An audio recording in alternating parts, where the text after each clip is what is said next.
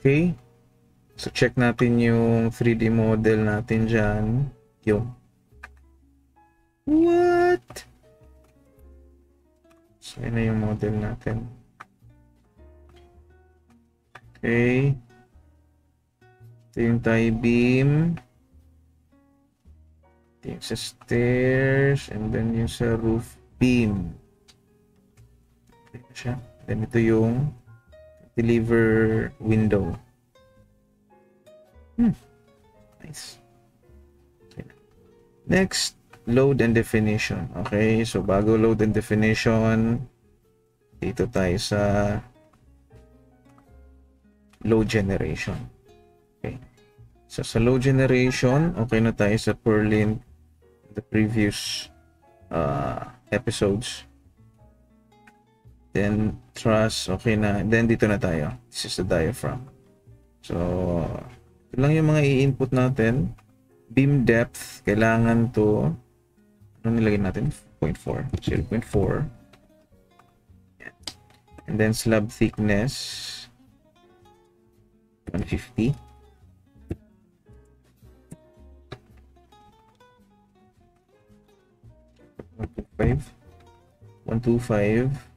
Floor finish natin dyan sa flooring. So usually, ito naman ginagamit ko, 1.1 kPa. O yung quarry na may 25 mm na mortar. So yan lang gamitin natin. So itong portion na to, input 1 if not per mm. Okay, kaya 1 nilagay ko yan. Mangyayari kasi meron kasing portion dito na naka per mm yung kPa. Like this one, concrete fill finish per mm thickness. So pag sinelect mo yan, kailangan mong i-input dito kung ano yung kapal niya. Let's say 1 inch. Kasi naka per mm yung kPa niya. Then, saan na yan? 1.1 quarry tile. Ganyan lang tayo. Ito naman yung ceiling finish. Indicated na dun sa previous inputs. Partition load. Okay. 0 if interior wall is CHP. So, CHP tayo dyan. Waterproofing. Pwede ba itong i-specify? Ilalagay naman to dun sa, well, if you have roof decks, roof deck yung bubong mo, then kailangan siya. And ilalagay mo lang siya dun sa CR TNB. So, skip ko na lang. Live load natin. Ayan, ano na rin yan dito. So again, these datas are based naman dun sa NSCP 2015. Okay. So since residential basic floor area tayo. If you have residential decks, yan, pwede nang gamitin yan. So floor area, ito naman yung floor area, okay, 0.9 kPa. Okay, and then sa truss, dead load nung truss, so kailangan natin yung data dun sa previous design natin ng truss. Okay, open na yun. So ang weight nun is 2.03 kilonewton. So yung isang truss yan, 2.03 kilonewton. Mayari 2.03. Yeah. Windward, leeward reaction, hindi ko na i-consider. Optional naman.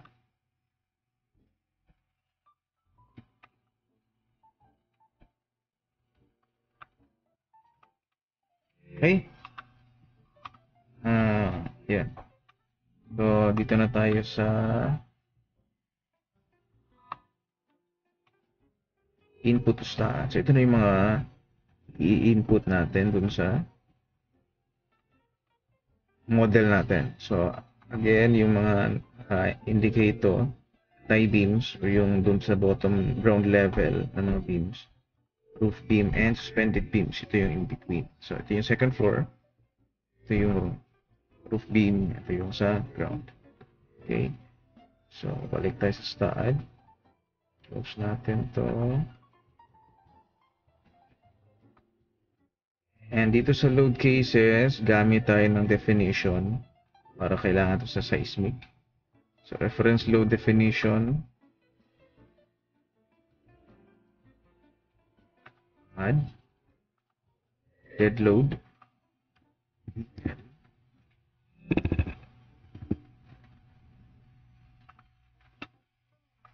and nilalagay ko na rin yung live load.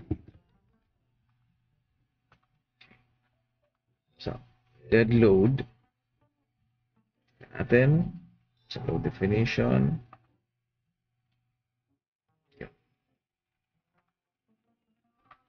So, tatlong i-input natin dyan for suspended beam, roof beam, and tie beam. Suspended beam tayo. Dead load, self-weight.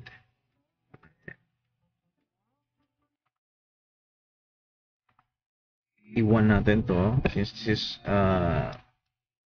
mass function. So, doon na tayo mag-negative 1. Mamaya pagdating doon sa load cases. Okay. Second floor beam or roof beam tayo. So roof beam, dead load natin is roof member load and ceiling. Yan. So that's 1.51. You can choose naman kasi itong ceiling and MEPF, pwede ito siyang i-consider as area load. So area load, and hindi na siya kilonewton meter per square meter na siya. Itong roof member 0.88 yung malagay natin. Member load, so positive muna tayo, 0.88. Yan yung sa truss, purlin, and yung roof sa taas, 0.88. Right. Okay.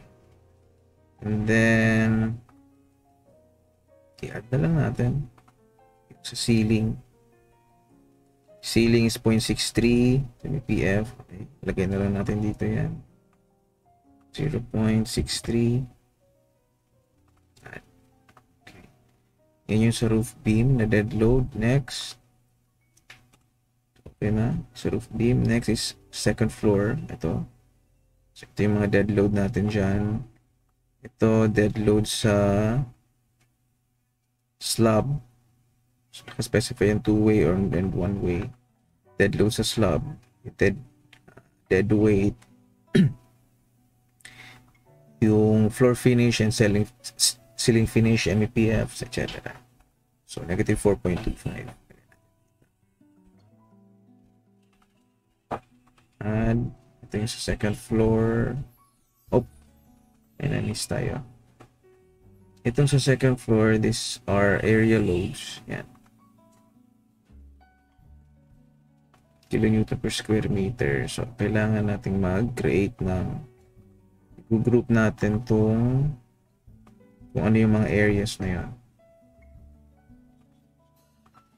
Okay. Yan. So, basically, ito lang naman portion ito. Ito rin. Let's check.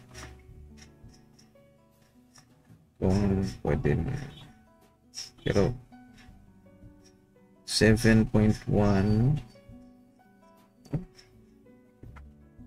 less than 0.5. So ito pwede siyang consider as one way. Then ito ngayon two way. Okay. 7.1, 3.3, yeah. So, mangyayari, select natin ito. Yan. One way yan. Again, this portion is open. So, this is open sa second floor. Control G sa group. Define natin yan na type is floor. Then 1W. Okay. Associate selected geometry. Associate. Ayan na. Naka-assign na siya. Ayan. Floor assign.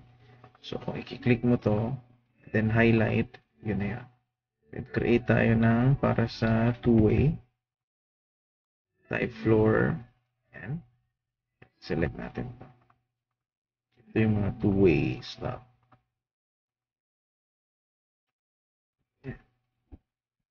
Set selected geometry, associate. Yun, okay na. Highlight. Highlight.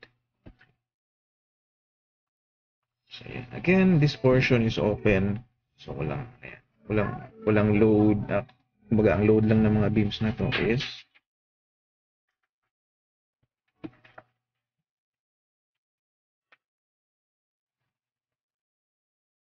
wall loads.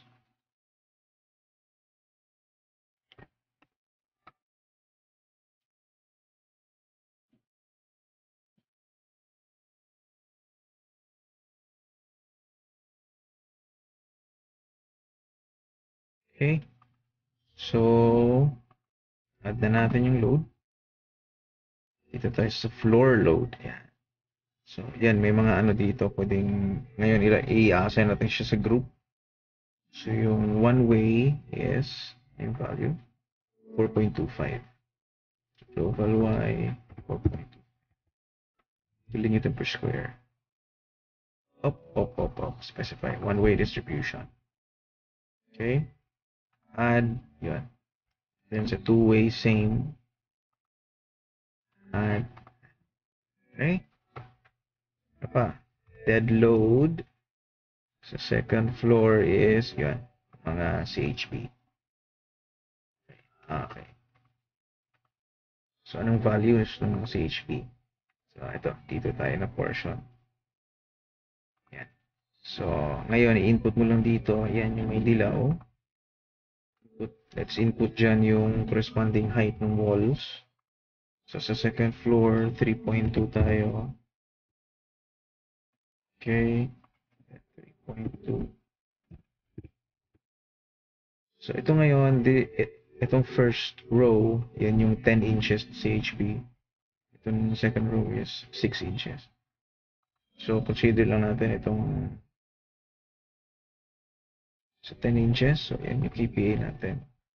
Ngayon, may mga openings kasi yan.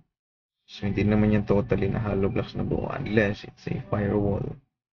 May mga opening. So, compute na lang ano yung effective area or effective height ng magiging wall. So, usually kasi opening, minsan kinukonsider ko na lang 70% nito. So, if that's 70%,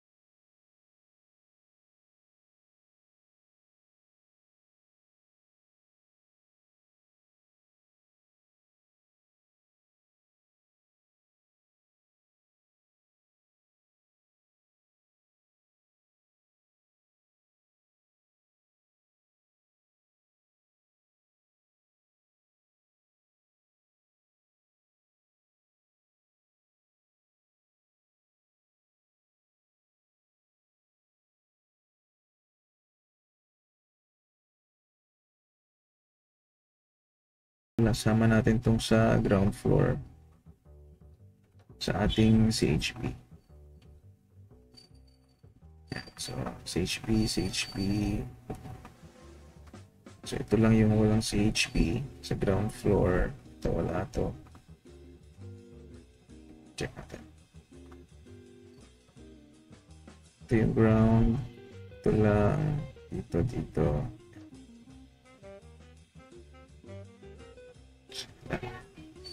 Then, yan yung i-assign natin dyan. Boom.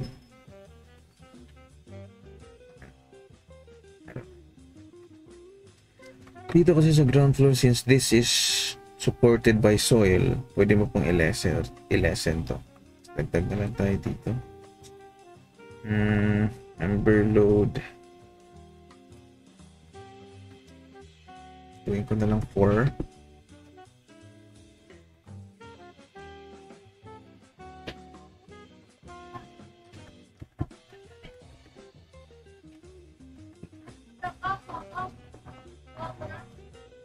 Then sa live load, ito yung sa roof beam. So, select na lang natin to ng lahat. Assign yan. Assign to selected beams. Then sa second floor, live load. Oh, wait.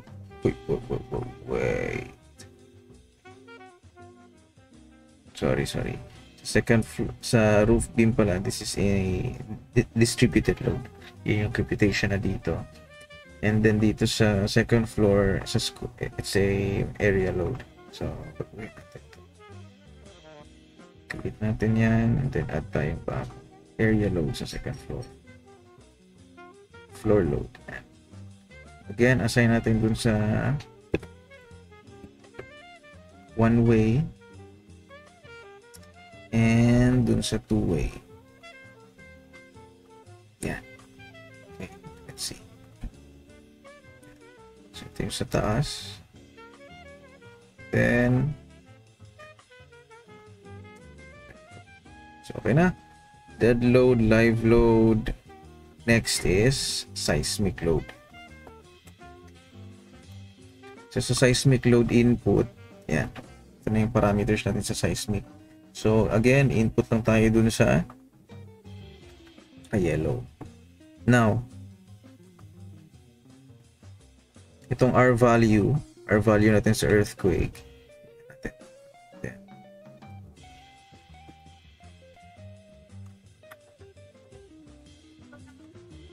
So, R value, again, this is a structural system of concrete. This is a special moment frame. Ayun. So, 8.5 tayo dyan for concrete. So, 8.5. Then, soil type. Depende na. Based dun sa soil data. So, itong SD. Assume ko na lang na SD. Then, source type. Check natin dito. Source type. Yun. So, source type, lagyan natin ng A. Again, depende na dun sa earthquake data ng region. So, dito, since dito yan sa metro and very close siya dito sa West Valley, that's para conservative, lagyan natin A na lang. Okay. Then, distance from source. So, yung meaning, yung distance ng area mo or yung structure mo from nearest fault line or nearest seismic source.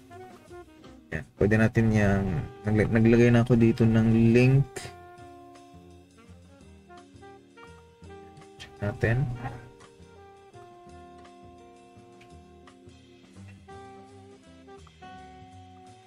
Naglagay na ako dito ng link dito sa D from source. Yan. Okay. Yan. Pwede nyo diyang makuha. So, dito tayo. Fault finder. Based on location. Metro Manila. Then, Quezon City to siya. Ulit yun.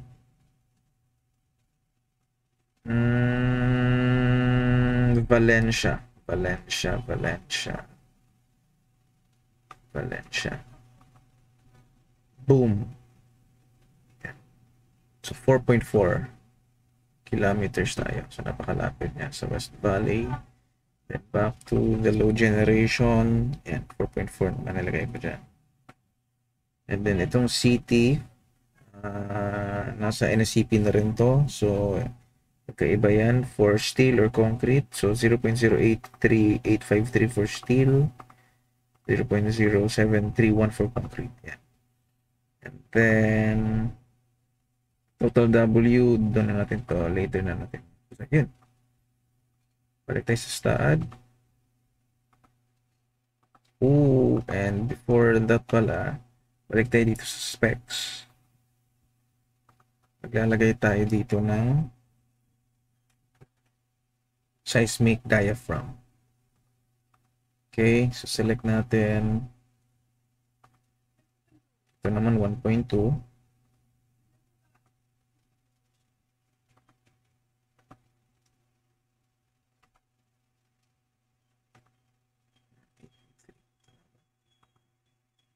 Yun.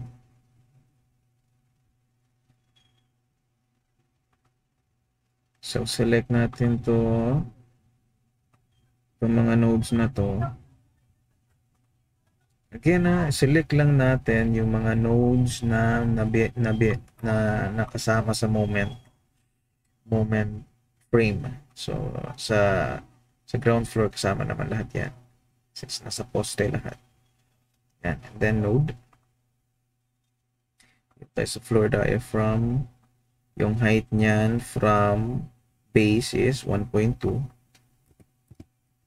Okay. Then assign. Diyan, naka-assign na. Kailangan natin to kasi dito magbe-base yung analysis ng earthquake. Kailangan meron kang node of floor diaphragm. Next floor. Now, dito sa next floor, again, hindi kasama to.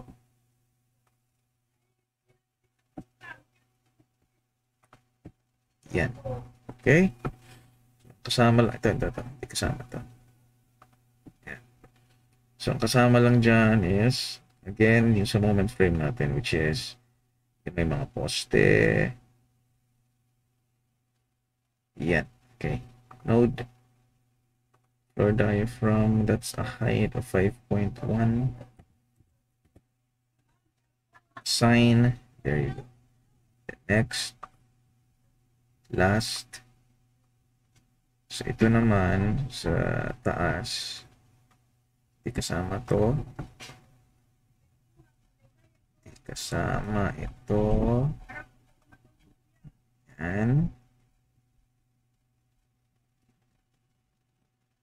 Yan. Yan. Height of 8.3. Sign. Ayan.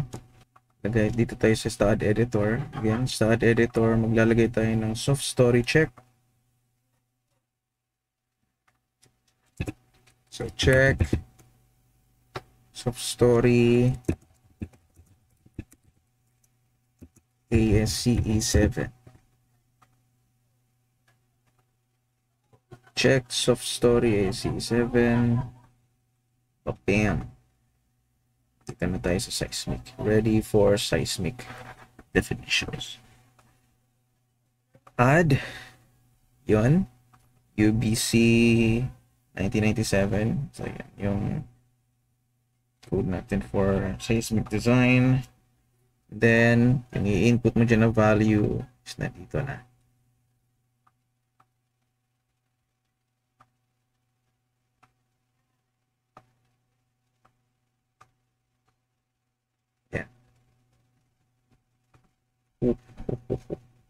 So ito 0.4. Importance factor is 1.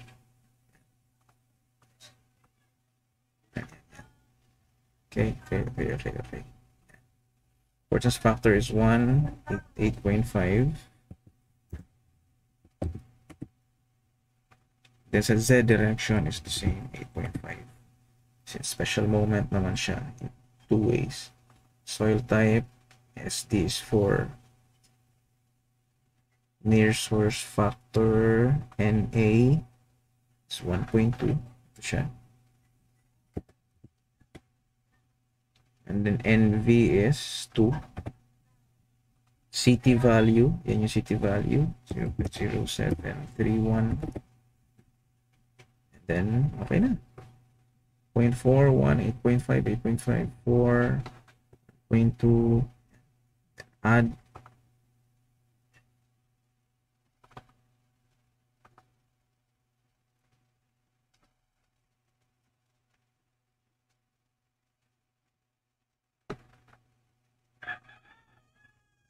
Wala.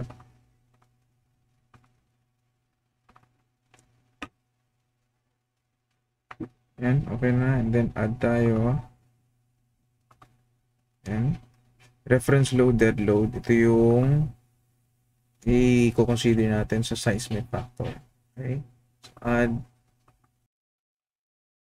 Okay. So yun, naka-input na tayo sa seismic definition. So yan. So yung value na yan,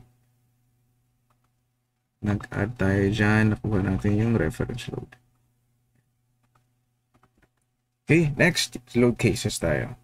So, sa load cases, so ang rule sa STAAD on load cases pag may earthquake is una natin yung earthquake ilalagay. So, EQ,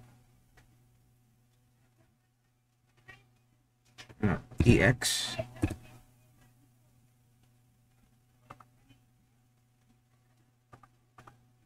ZX, EZ, so X and Z axis earthquake load, DL, then L. Yung EX, add. Ngayon dito tayo sa seismic load. Okay. Yan. EX yun, so X direction tayo. Yun, itong multiplying factors, natural torsion moment, 1 na lang lagay mo dyan. Ito, 5%. Close. EZ, okay. Seismic load, Z direction, 0.05. Multiplying factor is 1. So, naka-assign na tayo dyan sa mga earthquake. Dead load. Assign natin yung dead load. Ngayon, since meron tayong nilagay na dead load dito sa reference definition, dito na tayo. Kuha. Yan, reference load. So, yun na yung kuha natin. And negative 1 na tayo dyan. Yan. Then, live load. Meron tayong nilagay din doon. Dito na natin siya kunin. Hindi na tayo mag-i-input ulit ng values. Yan. Kasi nandito na siya sa reference load definition. Unlike dun sa purlin and truss, hindi tayo gumamit ng reference load.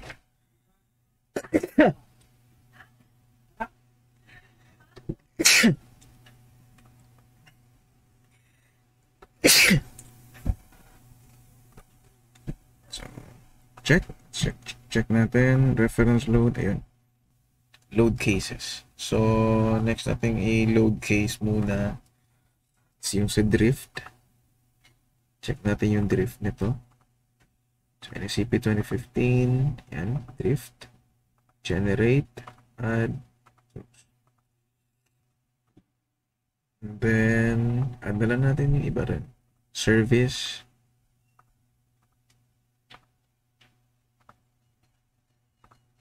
Yan, and then ultimate.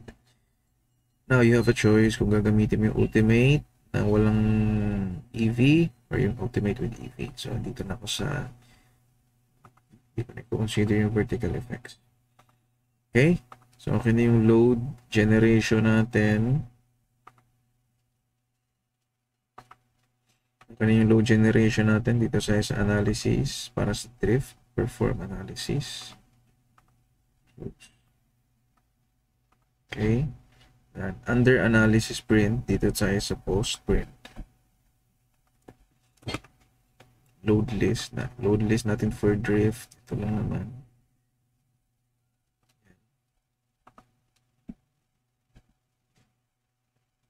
Add story drift. Okay. Yung drift factor, nandito na yan.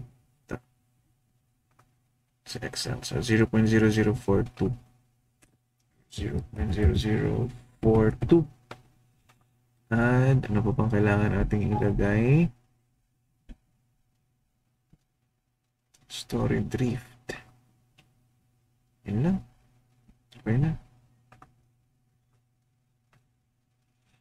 Okay. Then, check natin. Okay. Try natin i-run. May error.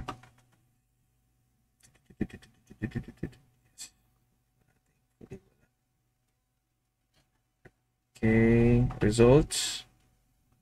Floor diaphragm. Okay. Yung diaphragm natin. So, titignan mo dito.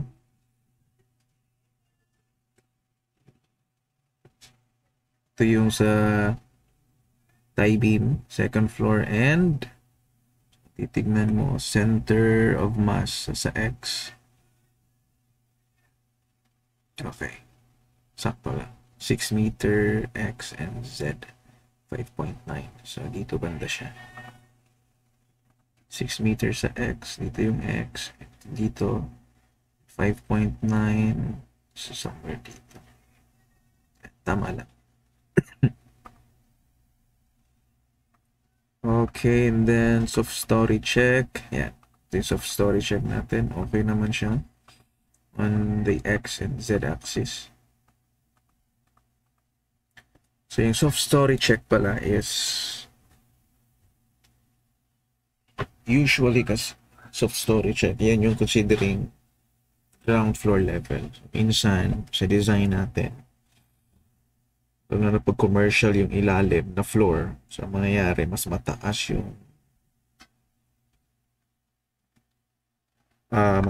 yung floor to ceiling na mo doon, meaning mas mataas yung poste mo doon sa ground, lalo na pag commercial, meaning maraming openings, so malaking tendency na soft story yung ilalim sa mga ganong design. And then lalo na sa typical na minsan pinapractice sa ground floor, you have setbacks.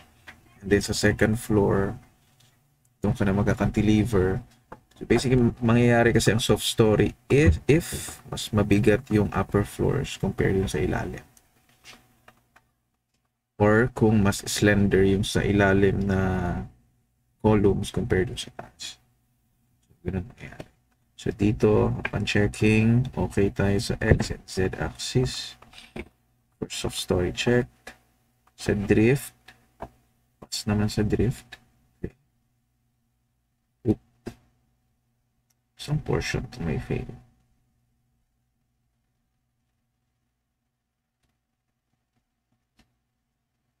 Sa 1.2. Pa sa 1.2. Then dito sa 5. Dito siya na ground floor. So, pag may fail tayo sa drift, lalakihan natin ang columns na lang. So, lalakihan natin yung rigidity ng columns natin. So, sa columns lang tayo mag-a-adjust. So, adjust na lang natin to into 35. 35 or 3/4.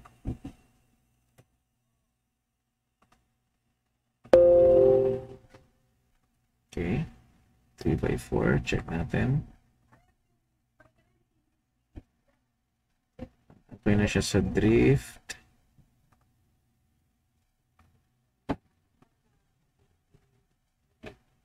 Meron pa konting fail. Okay, gawin natin 35.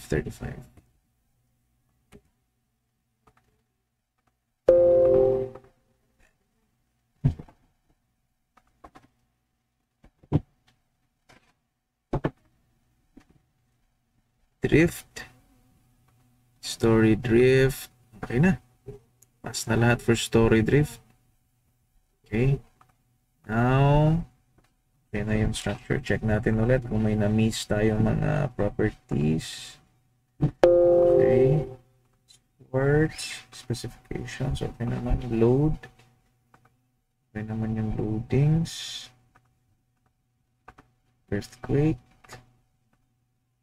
Yan. Then dead loads. Okay naman lahat. Sa roof beam. Sa second floor. One way, two way. Hollow blocks. Sa ground floor, hollow blocks lang. Okay, sa ground floor, hollow blocks lang since yung SOG natin dyan is directly on soil support. Okay. Live load. Roof beam meron. Sa ground lang wala. So, okay na.